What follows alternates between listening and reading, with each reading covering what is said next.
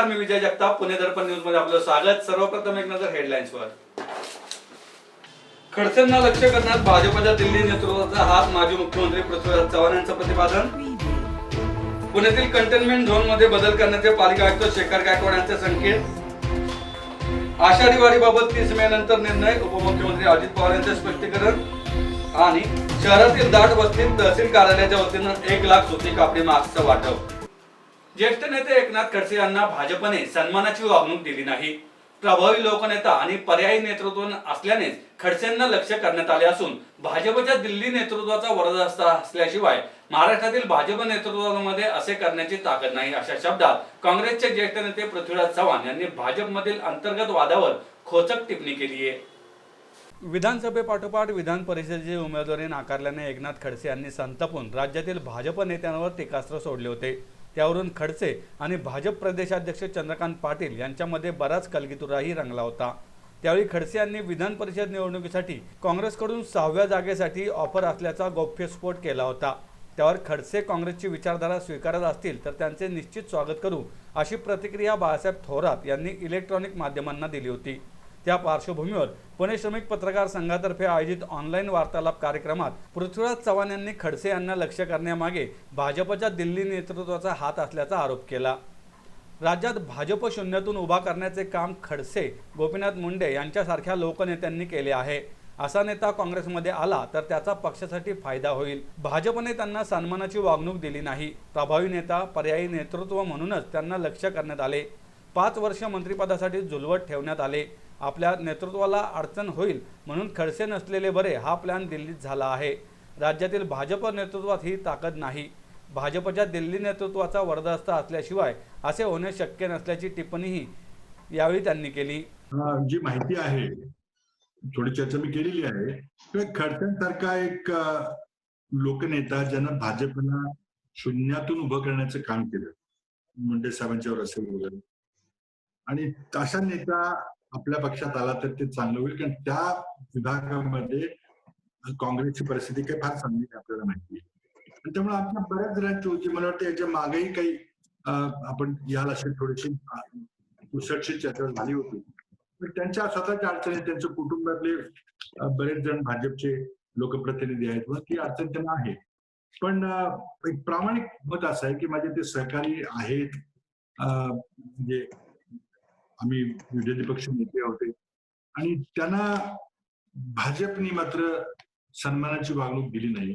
कारण मला वाटतं त्यांना जे टार्गेट केलं गेलं, एक प्रभावी नेता आहे, पर्यायी नेतृत्व आहे म्हणून जे टार्गेट केलं गेलं ते दुर्दैवी होतं। आता साधी तुम्ही अमिताभ गुप्ताची गोष्ट घेतली, एका 2 मिनिटात त्यांना काही समज देऊन मोकळं केलं, पण खडगे साहेबांना 5 वर्ष मात्र टांगेत ठेवले। आता त्यांचा दोष असेल नसेल, खरं म्हणजे दोष असेल तर त्यांना जे काही दंड असेल काय असेल मोकळं करायला पाहिजे होतं। पण आज फक्त आपल्याला एक पर्यायी नेतृत्व हे आहे, आणि आपल्या नेतृत्वावर एक प्रश्नचिन्ह किंवा एक अडचण निर्माण होईल म्हणून हे नसलेलं बरं, असं दिल्लीने प्लॅन केला। महाराष्ट्रात झालेलं नाही आहे, पण महाराष्ट्राच्या नेतृत्वामध्ये तेवढी ताकद नाही की एखाद्या खडसेंसारख्या मोठ्या नेत्याला दाबून बाजूला ठेवायचं, त्याला दिल्लीचा वरद हस्त असल्याशिवाय असं झालं नाही। कोरोना बाधित रुग्णांच्या संख्येचा आढावा घेऊन सध्या शहरात असलेल्या 69 कंटेनमेंट झोनमध्ये बदल करण्याचे संकेत पुणे महापालिकेचे आयुक्त शेखर गायकवाड यांनी दिले आहेत। प्रतिबंधित क्षेत्रातील ज्या भागातली रुग्णसंख्या कमी झाली आहे असा भाग प्रतिबंधित क्षेत्रातून वगळण्यात येईल। तसेच ज्या भागात नव्याने रुग्ण आढळून आहेत अशा ठिकाणी सूक्ष्म कंटेनमेंट झोन नव्याने निर्माण केले जाऊ शकतात, असे गायकवाड यांनी सांगितले। ते पत्रकारांशी बोलत होते। पुण्याचा मृत्यूदर 14% 5.18% खाली आणण्यात प्रशासनाला यश आलं असून अर्थात ही टक्केवारी अजूनही राज्य आणि राष्ट्रीय टक्केवारीपेक्षा जास्त असल्याचं त्यांनी सांगितलं। मे अखेरपर्यंत शहरात 9,600 पॉझिटिव्ह रुग्ण आढळतील या अंदाजानुसार प्रशासनाचे नियोजन चालू होते। आता परिस्थिती बदलली असून मे अखेरपर्यंत जास्तीत जास्त 5,000 कोरोनाबाधित आढळतील अशी शक्यता असल्याचं त्यांनी सांगितलंय। 18 तारखेपासून शहरात जास्तीत जास्त शिथिलता आणण्याचा शासनाचा प्रयत्न असेल। त्यानुसार खाजगी कार्यालयांना परवानगी, सरकारी कार्यालयांमध्ये 100% मनुष्यबळ उपस्थिती यावर भर दिला जाईल। कंटेनमेंट क्षेत्रात देखील रोजगार आणि जीवनावश्यक वस्तूंची उपलब्धता वाढवण्यावर प्रशासनाचा भर असेल असंही त्यांनी सांगितलंय। आता लॉकडाऊन 3 संपत असताना पुणेकरांना दिलासा देता येईल आणि त्यांचं समाधान होईल अशा प्रकारची आकडेवारी आरोग्यविषयक समोर येत आहे. 3 महत्त्वाचे पैलू त्याचे आहे. पहिला पैलू हा आहे की मृत्यूदर जो आपला एकेकाळी 14% होता तो आपण आता 5.18% खाली आलो आहोत. आजही तो राष्ट्रीय आणि राज्याच्या दरापेक्षा थोडा वर असला तरी जसजसं आमचं टेस्टिंग वाढत जाईल तसतसा हा दर कमी येईल. माझ्या अंदाजाने अजून 15 दिवसानंतर आपण स्टेट ॲव्हरेजच्या जवळ येऊ आणि त्यानंतर 15 दिवसांनी आपण नॅशनल ॲव्हरेजच्या जवळ येऊ.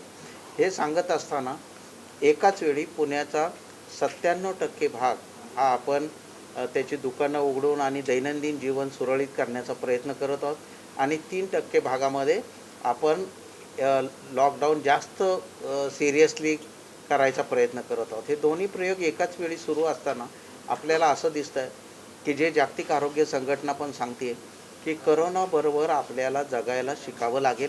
फक्त आपल्या जीवन पद्धतीमध्ये थोडा बदल प्रत्येकाला घडावा लागेल.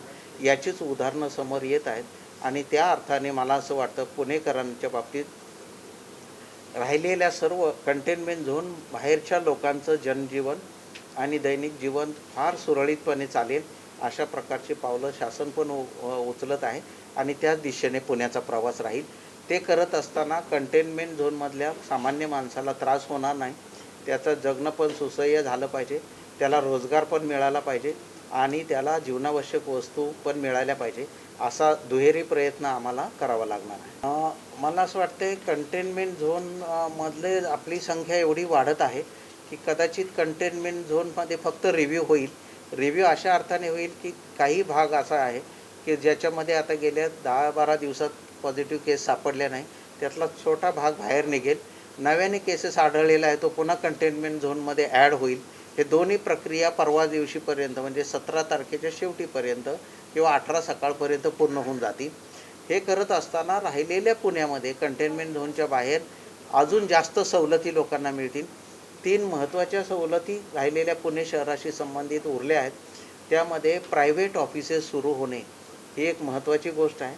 100% स्टाफसह गव्हर्मेंट ऑफिसेस सुरू होणे हे अपेक्षित आहे आणि सर्व प्रकारच्या व्यापारी आस्थापना सुरू करणं हे अपेक्षित आहे. आपल्याला 1 महिन्यापूर्वी आपण जो डबलिंग रेट होता तो 5 दिवस होता, मग 6 दिवस झाला, 7 दिवस झाला, आता तो 13 दिवसांवर आला आहे.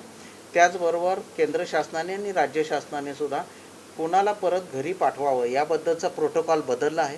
यामुळे आम्हाला आमचा जो क्वारंटाईन आणि CCCवरचा जो ताण होता तो कमी व्हायला मदत झाली आहे. आता माझ्याकडे गेले 3 दिवस 150 लोक डिस्चार्ज होत आहेत आणि 100 लोक ॲड होत आहेत. म्हणजे काय होत आहे, बेसिकली फक्त 50नेच माझी बेड संख्या वाढत आहे. तर हे एक चांगलंच चिन्ह आहे. त्यामुळे आता आम्ही जो आकडेवारी काढली होती की मे एंड अखेर आमच्याकडे साधारण 9,600 लोक पॉझिटिव्ह असतील आणि तेवढे बेड आम्हाला लागतील. आता तेवढी गरज लागणार नाही. आम्ही जे कॅल्क्युलेशन केले त्यानुसार 31 मे अखेर 5,000पेक्षा जास्त आकडा असणार नाही आणि त्यामुळे आम्ही बालेवाडीसह अन्य ठिकाणी तयारी करत असताना हळूहळू गो स्लो हे धोरण स्वीकारलं आहे. राज्यातील कोरोनाची स्थिती पाहूनच येत्या 30 मे नंतर देहू, आळंदी तसेच आषाढी वारी पालखी सोहळ्याचा अंतिम निर्णय घेतला जाईल. हा निर्णय घेताना वारकरी संप्रदायातील मान्यवरांशी चर्चा करण्यात येईल असं उपमुख्यमंत्री अजित पवार यांनी स्पष्ट केलंय. कोरोनाच्या वाढत्या संसर्गाच्या पार्श्वभूमीवर वारीच्या स्वरूपाबाबत सर्व पालखी सोहळा प्रमुख तसेच मानकऱ्यांची भूमिका ऐकून घेऊन सरकार काय निर्णय घेणार याकडे सर्वांचे लक्ष होते. त्या संदर्भात उपमुख्यमंत्री अजित पवार यांच्या उपस्थितीत पुण्यात बैठक झाली.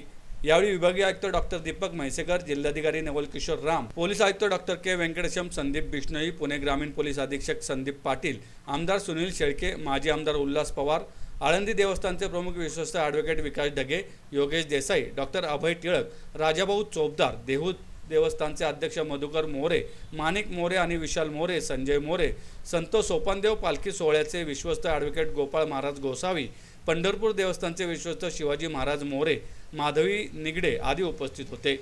सोलापूरचे पालकमंत्री दत्तात्रय भरणे, साताऱ्याचे पालकमंत्री बाळासाहेब पाटील यांनी व्हिडिओ कॉन्फरन्सिंगद्वारे सहभाग घेतला. पवार म्हणाले, देशात कोरोनाबाबतची सध्याची वास्तवता सर्वांसमोर आहे. पुढील काळात कोरोनाची स्थिती कशी आहे याबाबत आत्ताच खात्री देता येत नाही. त्यामुळे वारीबाबत अंतिम निर्णय घेताना थोडी वाट पाहू. गेल्या काही महिने पोलीस यंत्रणा, आरोग्य आणि महसूल यंत्रणेवर कमालीचा ताण आहे. त्यात वारीच्या काळात असाच ताण राहील याचाही विचार सरकारला करावा लागणार आहे. दरम्यान पायी वारी ही वारकऱ्यांची साधनं आहे, त्यामुळे ती घडावी अशी मागणी पालखी सोहळ्याच्या पदाधिकाऱ्यांनी केली. अनेक सोहळा प्रमुखांनी निरनिराळे पर्याय मांडले आहेत. एकीकडे वारी झाली पाहिजे अशी भावना आहे, मात्र दुसरीकडे कोरोनाकडे दुर्लक्ष करूनही चालणार नाही याचीही सोहळ्यातील प्रमुखांना जाणीव आहे. त्यामुळे वारीच्या स्वरूपाबाबत सरकारने दिलेला निर्णय आम्हाला मान्य असेल, असे वारकरी संप्रदायातील प्रमुखांनी यावेळी सांगितले. दरम्यान पंढरपूर देवस्थानचे विश्वस्त शिवाजी मोरे यांनी हेलिकॉप्टरने वारी करण्याचा पर्याय सुचवला आहे.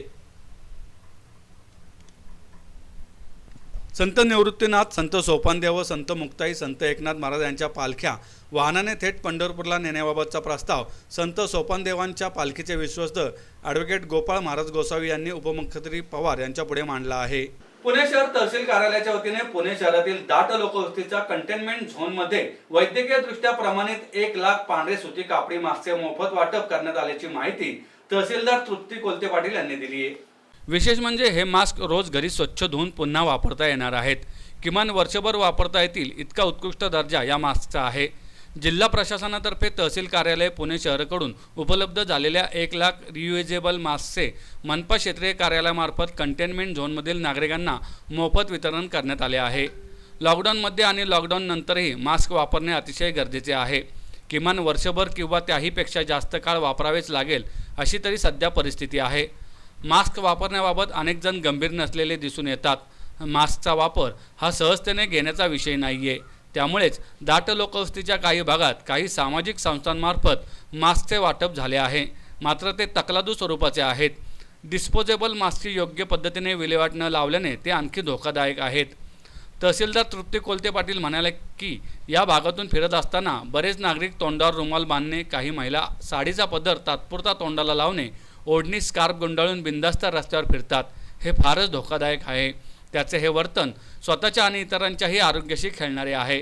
योग्य संरक्षण न मिळाल्याने दाट लोकवस्तीच्या भागात कोविड-19 विषाणूचा संसर्ग वाढल्याचे मास्क न वापरणे हेही एक कारण ठरत असावे असे मला वाटते. अधिकारी म्हणून M95 सुरक्षित काही मास्क मला मिळालेही, पण ते फार काळ वापरू शकत नाही आणि आपल्याला तर किमान वर्षभर किंवा त्याहीपेक्षा जास्त काळ मास्क वापरावेच लागणार आहेत.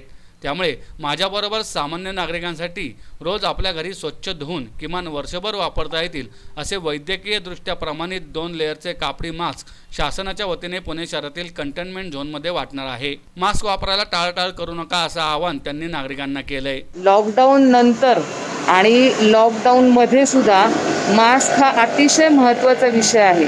आता आपण लॉकडाऊनच्या 4थ्या टप्प्यामध्ये ज्यावेळी प्रवेश करणार आहोत त्यावेळी प्रत्येक नागरिकांनी तोंडावर चांगले मास्क लावावेत. हे अत्यंत गरजेचं आहे, कारण तकलादू आणि हलक्या दर्जाचे मास्क लावले तर आपण आत्मविश्वासानं फिरू की मास्क लावला आहे, आणि चुकून जर आपण कॅरियर असू तर आपल्या शिंकण्या खोकण्याने त्याचा प्रसार होऊ शकतो समाजात. त्यामुळे मास्कही चांगल्या पद्धतीचे, चांगल्या प्रकाराचे वैद्यकीयदृष्ट्या प्रमाणित केलेले मास्क लावावे हा माझा स्वतःचा आग्रह आहे.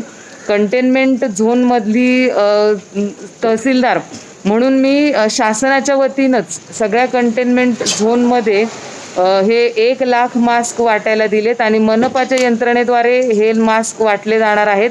नागरिकांनी त्यांच्या भागातल्या वॉर्ड ऑफिसरकडे सदर मास्कची मागणी करावी आणि चांगल्या दर्जाचे मास्क वापरून आपणही संरक्षित राहावं आणि आपल्या समाजालाही संरक्षित ठेवावं. धन्यवाद. आता वेळ झाली छोट्याशा विश्रांतीची. पाहत राहा पुणे दर्पण न्यूज.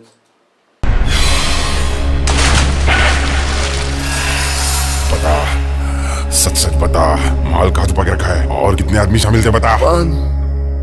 पन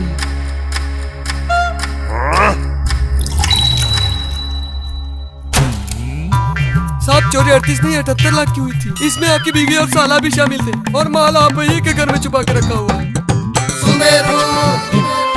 बूंद बूंद में सच्चाई. कोरोना रुग्णांची वाढती संख्या लक्षात घेऊन बालेवाडी येथील स्टेडियममध्ये 500 खाटांचे कोविड केअर सेंटर उभारण्यात येत आहे. रुग्णांसाठी आवश्यक असणाऱ्या सेवा सुविधा येथे उपलब्ध करून दिल्या जाणार आहेत. पुणे शहरात कोरोनाबाधित रुग्णांचा आकडा 3000 पार केलाय. त्या पार्श्वभूमीवर आता ही रुग्णसंख्या वाढली तर काय, त्यासाठी आता प्राथमिकरित्या बालेवाडी येथील क्रीडा संकुलामध्ये बेडची व्यवस्था करण्यात आली आहे. सध्या 500 बेडची व्यवस्था या ठिकाणी करण्यात आली आहे. या ठिकाणाची पालिका आयुक्त शेखर गायकवाड आणि महापौर मुरलीधर मोहोळ यांनी पाहणी केली आहे। पुढील काळात कोविड रुग्णसंख्या वाढल्यास आव्हानाला सामोरे जाण्याकरता सुसज्ज यंत्रणा पालिकेकडे असायला हवी, या दृष्टीने हे कोविड केअर सेंटर उभारण्यात आल्याचं महापौर मुरलीधर मोहोळ यांनी सांगितलंय। शहराची वाढती रुग्णसंख्या पाहता आपल्याला या सगळ्या आव्हानाला सामोरं जाण्यासाठी आपली यंत्रणा सक्षम उभी असायला हवी, या दृष्टीनं महापालिका वेगवेगळ्या स्तरावरती काम करते आहे। आज 3000च्या घरामध्ये गेलेली रुग्णसंख्या जर भविष्यामध्ये अशीच वाढत राहिली तर त्याच्यासाठी एक चांगली सुविधा सुसज्ज अशी यंत्रणा ही असायला हवी, याच उद्देशानं आज बालेवाडीच्या या क्रीडा संकुलमध्ये 1000 बेडचं कोविड केअर सेंटर आज उभं करण्यात आलं आहे। आपण पाहू शकतो की अत्यंत चांगल्या पद्धतीनं सगळ्या सुविधा असलेलं एक कोविड केअर सेंटर इथं उभं राहिलं आहे। 500 बेड्स आज तयार आहेत, भविष्यामध्ये आपल्याला जसे लागतील तसे 500 बेड्सची तयारी आपण करू शकतो, परंतु ही वेळ येऊ नये अशीच आपली सगळ्यांची इच्छा नक्की असेल। परंतु जर अचानक ही परिस्थिती उद्भवली तर त्याच्यामध्ये आपण ह्या सगळ्या उद्भवलेल्या परिस्थितीला तयार असायला हवं, त्याच्यामध्ये आपली यंत्रणा तयार असली पाहिजे। रुग्णांची कुठलीही पद्धतीनं गैरसोय होता कामा नये, या दृष्टिकोनातनं हे कोविड केअर सेंटर या ठिकाणी उभं केलं। या सेंटरमध्ये सर्व सुविधा उपलब्ध असल्याची माहिती पालिका आयुक्त शेखर गायकवाड यांनी दिली आहे। बालेवाडीला आपण जाऊन पाहणार आहोत। आज पहिल्या टप्प्यामध्ये 500 बेडचं आयसोलेशन आपण तयार केलं आहे। तिथे स्टँड अलोन ऑक्सिजन सिलेंडर ठेवून काही बेडला आपण इमर्जन्सी ट्रीटमेंटची गरज लागली ती सुविधा करणार आहोत आणि त्याचबरोबर तिथे ॲम्ब्युलन्स ठेवून एखादा पेशंट जर सिरियस झाला तर त्याला एक 7 ते 8 मिनिटांमध्ये दवाखान्यामध्ये नेता येईल अशा प्रकारची सोय करणार आहोत। कोरोनाचे संकट दूर करणे ही सामूहिक जबाबदारी असून शासकीय यंत्रणांनी त्यासाठी कसून प्रयत्न करण्याचे आदेश उपमुख्यमंत्री अजित पवार यांनी दिले आहेत। कोरोनाच्या संकटाचा सामना करताना आर्थिक अडचणी किंवा मनुष्यबळाच्या अडचणी असतील तर त्याबाबत स्पष्टपणे सूचना करण्याचे आवाहनही त्यांनी केले। जिल्ह्यातील कोरोनाबाधित रुग्णांची वाढती संख्या लक्षात घेऊन उपमुख्यमंत्री पवार यांनी विधान भवनातील झुंबर हॉलमध्ये बैठक घेतली। बैठकीला महापौर मुरलीधर मोहोळ, विभागीय आयुक्त डॉक्टर दीपक म्हैसेकर, पोलीस आयुक्त के वेंकटेशम, संदीप बिश्नोई, जमाबंदी आयुक्त एस चोक्कलिंगम, जिल्हाधिकारी नवल किशोर राम, पुणे महापालिका आयुक्त शेखर गायकवाड, पिंपरी चिंचवड महापालिका आयुक्त श्रावण हर्डीकर, सहकार आयुक्त अनिल कवडे, साखर आयुक्त सौरव राव, पशुसंवर्धन आयुक्त सचिंद्र प्रताप सिंग, भूजल सर्वेक्षण संचालक कौस्तुभ दिवेगावकर, अतिरिक्त आयुक्त रुबल अग्रवाल, शांतनु गोयल, पोलीस अधीक्षक संदीप पाटील, जिल्हा परिषदेचे मुख्य कार्यकारी अधिकारी आयुष प्रसाद, ससूनचे अधिष्ठाता डॉक्टर मुरलीधर तांबे, आरोग्य विभागाचे निवृत्त महासंचालक डॉक्टर सुभाष साळुंके, मुख्य अभियंता एस साळुंके आदींसह विविध विभागांचे अधिकारी उपस्थित होते। उपमुख्यमंत्री पवार यांनी पुणे महापालिका, पिंपरी चिंचवड महानगरपालिका, जिल्हा प्रशासन, पोलीस विभाग, आरोग्य विभाग, जिल्हा परिषद यांचा विस्तृत आढावा घेतला। पुणे जिल्ह्यात लॉकडाऊनमुळे अडकलेल्या परराज्यातील मजुरांना त्यांच्या राज्यात परत पाठवण्यासाठी राज्यनिहाय समन्वय अधिकारी नेमण्याच्या सूचना त्यांनी दिल्या। कोरोनाचा संसर्ग रोखण्यासाठी आवश्यक ते सर्व उपाययोजनांचा निर्णय राज्य शासनाने घेतला असून सार्वजनिक आरोग्य, वैद्यकीय, शिक्षण आणि पोलीस विभागाला निधीची कोणतीही कमतरता भासू दिली जाणार नाही असेही ते म्हणाले। आगामी काळात मान्सूनचे आगमन होणार आहे। कोरोनाशी मुकाबला करताना मान्सूनपूर्व स्वच्छतेच्या कामाकडे दुर्लक्ष होता कामा नये असेही उपमुख्यमंत्री पवार यांनी सांगितले। पुणे महापालिका, पिंपरी चिंचवड महानगरपालिका यांनी त्याबाबत आवश्यक ती दक्षता घ्यावी। खरीप हंगामाचा उल्लेख करून उपमुख्यमंत्री पवार यांनी शेतकऱ्यांना बी बियाणे, खते यांचा तुटवडा भासता कामा नये यासाठी आवश्यक ती खबरदारी घेण्याच्या सूचना केल्या। येत्या सोमवारपासून बाजार समित्या सुरू करण्यात याव्यात असेही त्यांनी सांगितले। पुणे महापालिकेच्या तुलनेत पिंपरी चिंचवड महापालिकेने कोरोनावर नियंत्रण मिळवले असल्याने तेथे अटी शर्तींच्या अधीन राहून उद्योग सुरू करण्यास परवानगी देण्यात आली आहे। उद्योग किंवा औद्योगिक आस्थापनांच्या प्रमुखांना कामगार किंवा मजुरांची वाहतूक, त्यांची निवास व्यवस्था, मास्कचा वापर करण्याबाबत आवश्यक ते निर्देश देण्याच्या सूचनाही त्यांनी केल्या। ओल्या कचऱ्याची वाहतूक करताना या कर्मचाऱ्यांना दुर्गंधीचा त्रास होऊ नये म्हणून नगरसेविका माधुरी सहस्त्रबुद्धे यांनी पुढाकार घेत स्तुत्य उपक्रम राबवला आहे। कोरोनाचा वाढता प्रसार पाहता स्वच्छतेची गरज लक्षात घेऊन ओला कचरा वाहतूक करणाऱ्या गाड्यांवर क्लोनॉनची फवारणी करण्यात आली। यावेळी श्रीराम सहस्त्रबुद्धे, आरोग्य निरीक्षक शेळके, मुकदम खंडू कसबे आदी उपस्थित होते। ओल्या कचऱ्याची वाहतूक करताना नेहमीच मोठी समस्या येत असतात। शहरातून ट्रॅफिकमधून जाताना या कचऱ्याचा दुर्गंध येतो तेव्हा या ट्रकच्या मागून जाणारे नाकाला रुमाल लावतात। त्याचबरोबर या अस्वच्छतेमुळे सफाई कर्मचारी, सफाई गाड्यांवर काम करणाऱ्या मनपा कर्मचाऱ्यांचे आरोग्य धोक्यात येते। ओल्या कचऱ्याची वाहतूक करताना कर्मचाऱ्यांना दुर्गंधीचा त्रास होऊ नये म्हणून नगरसेविका माधुरी सहस्त्रबुद्धे यांनी हा उपक्रम हाती घेतला आहे। या कचऱ्याच्या गाड्यांवर क्लोरानची फवारणी केल्यास काही मिनिटातच दुर्गंधी नाहीशी होते असे निखिल केळकर व सचिन साठे यांनी सांगितले। त्यानंतर प्रभागातील सर्व ओला कचरा गोळा करून प्रत्यक्ष त्यावर क्लोरान या औषधाची फवारणी केली असता काही वेळातच दुर्गंधी नाहीशी झाल्याचं लक्षात आल्याचं माधुरी सहस्त्रबुद्धे यांनी सांगितले। दरम्यान वाढता संसर्ग रोगांचा प्रसार पाहता दुर्गंधी नाशकाची जास्त गरज असल्यामुळे हा उपक्रम मोठ्या प्रमाणावर राबवणार असल्याचेही त्यांनी सांगितले। आपल्या प्रभागामध्ये काम करताना असं जाणवतं की कचऱ्याचे ट्रक्स जात असतात, ओला कचऱ्याच्या ट्रक्सची अतिशय दुर्गंधी येते आणि त्याच्या मागून जाणारी वाहनावरची मंडळी लगेच नाकाला रुमाल लावतात। तर अशा प्रकारची दुर्गंधी आपल्याला कायमची अनुभवायला येते। महापालिकेच्या शाळा असतील किंवा सार्वजनिक स्वच्छतागृह असतील ह्यांचीही दुर्गंधी मोठ्या प्रमाणावर येते। कधीकधी आता पावसाळ्यात जास्त प्रमाणात मेलेली जनावरं काही रस्त्यांवर आढळतात, मांजर असेल, कुत्रं असेल, उंदीर असेल, तर अशा प्रकारच्या प्राण्यांच्या मृतदेहाचा अतिशय घाण वास येतो। किंवा अतिक्रमण कारवाईमध्ये जप्त केलेलं काही साहित्य असतं, त्याच्यामध्ये खरबुजं असतात, टरबूजं असतात, भाजीपाला असतो, त्याचा एक सडका वास येत असतो। आता एसीचे डक्ट्स असतील किंवा साधा घरामध्ये येणारा बुटमोजाचा खराब वास असेल, तर हे सगळे दुर्गंधी निर्माण करणारे बॅक्टेरिया हे दूर करणारं, त्यांना नष्ट करणारं असं एक केमिकल, असं एक रसायन आहे असं मला निखिल केळकर आणि सचिन साठे यांनी सांगितलं। मग मी ते प्रात्यक्षिक पाहिल्याशिवाय कशावर विश्वास ठेवत नाही, त्यामुळे मी ताबडतोब 2 प्रात्यक्षिकं केली। एक आपल्या प्रभाग 13मधली ओला कचरा भरलेली गाडी ट्रक मी इथे आणला आणि त्याच्यावर 100 ml हे क्लोनॉन त्याच्यावर टाकून पाहिलं। अवघ्या 2 मिनिटात त्याचा वास नाहीसा झाला, दुर्गंधी नाहीशी झाली। मग वॉर्ड ऑफिसला जाऊन वॉर्ड ऑफिसर श्रीयुत वारुळे यांच्या समक्ष एक प्रयोग करून पाहिला की अतिक्रमण कारवाईत जप्त केलेला जो माल होता त्याच्यावर आम्ही ते टाकलं, त्याचाही वास लवकरच अगदी अल्पावधीत नष्ट झाला आणि पुन्हा नव्याने त्याच्यावर कचरा टाकल्याशिवाय त्याची दुर्गंधी येत नाही। तर ही दुर्गंधी नष्ट करणं हे कोरोनाच्या काळात मला वाटतं खूप आवश्यक आहे, कारण ही बॅक्टेरियामुळे दुर्गंधी निर्माण होते आणि कोरोनाच्या वाढीसाठी बॅक्टेरियाच लागतात। तर आपण बॅक्टेरिया ह्याच्यातनं नष्ट करू शकतो। ते डिसइन्फेक्टंट ओडोर घालवण्यासाठी, दुर्गंधी घालवण्यासाठी असा वापर करू शकतो आणि ते सॅनिटायझर पण आहे। तर ह्याचा प्रयोग मी माझ्या प्रभागामध्ये सुरू करणार आहे आणि त्याचा नक्की चांगला फायदा होईल असा मला विश्वास वाटतो। श्री ज्ञानयोग सेवा ट्रस्ट अखिल दत्तवाडी उत्सव कमिटी आणि धर्मगर्जना प्रतिष्ठानच्या वतीनं ग्रामदैवत म्हसोबाराया उत्सवानिमित्त परिसरातील नागरिकांची आरोग्य तपासणी करण्यात आली आहे। यावेळी 350हून अधिक नागरिकांची आरोग्य तपासणी करून त्यांना औषधोपचार करण्यात आले। तसेच 30हून अधिक कारागीर विद्यार्थ्यांना वैद्यकीय प्रमाणपत्र देण्यात आली। यावेळी भारतीय जैन संघटना कमिटीचे सदस्य श्री ज्ञानयोग सेवा ट्रस्टच्या सहकाऱ्यांनी तसेच नगरसेवक आनंद रिठे, सागर सैंगर, आनंद लोंढे यांनीही विशेष प्रयत्न घेतले। याच उपक्रमाअंतर्गत काल अखिल दत्तवाडी उत्सव समिती, धर्मगर्जना प्रतिष्ठान यांच्या संयुक्त विद्यमाने दत्तवाडी या ठिकाणी म्हसोबाराया उत्सवानिमित्त आपण मोफत आपत्कालीन आरोग्य तपासणी व औषधोपचार शिबिर काल घेतले होते। या शिबिराला अत्यंत उत्स्फूर्त असा प्रतिसाद मिळाला। जवळपास 350हून अधिक नागरिकांना तपासणी करून औषधोपचार करण्यात आले।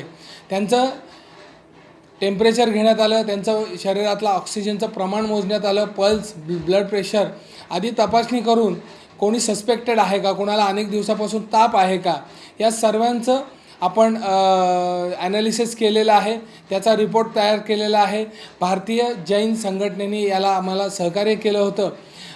उत्सव कमिटीचे बाळासाहेब साठे असतील, गजानन लोंढे असतील, सागर सैंगर असतील, आनंद लोंढे असतील, या कार्यकर्त्यांनी आम्हाला अतिशय चांगलं असं उपक्रमाला सहकार्य केलं आणि अखिल दत्तवाडी परिसरात झालेल्या या कॅम्पला यश अतिशय चांगलं मिळालं आहे।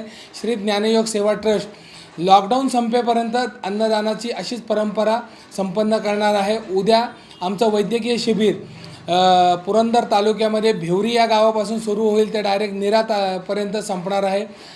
परवा एरंडवण्यामध्ये आमचा आपत्कालीन वैद्यकीय कॅम्प आहे आणि गरजवंतांना संकटाकालीन नागरिकांना धावून येण्याची परंपरा ज्ञानयोग सेवा ट्रस्टची आहे आणि ती अशीच चालू राहील। पुन्हा एक नजर हेडलाईन्सवर। खडसेंना लक्ष करण्यात भाजपच्या दिल्ली नेतृत्वाचा हात, माजी मुख्यमंत्री पृथ्वीराज चव्हाण यांचं प्रतिपादन। पुण्यातील कंटेनमेंट झोन मध्ये बदल करण्याचे पालिका आयुक्त शेखर गायकवाड यांचे संकेत. आषाढी वारीबाबत 30 मे नंतर निर्णय, उपमुख्यमंत्री अजित पवार यांचे स्पष्टीकरण. आणि शहरातील दाट वस्तीत तहसील कार्यालयाच्या वतीनं 1 लाख सुती कापडी मास्कचं वाटप. याबरोबर आजचं बातमीपत्र संपलं. पाहत राहा पुणे दर्पण न्यूज. नमस्कार.